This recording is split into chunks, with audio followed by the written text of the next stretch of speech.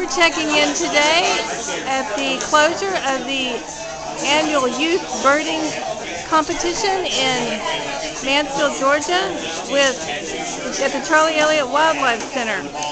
The kids check in, get their t-shirts, and then they mark birds that have not been noted yet that they saw on their, I believe it was about an 18-hour journey looking for birds. It's Friday night and it's about 5 o'clock on Sunday afternoon. Lots of fun.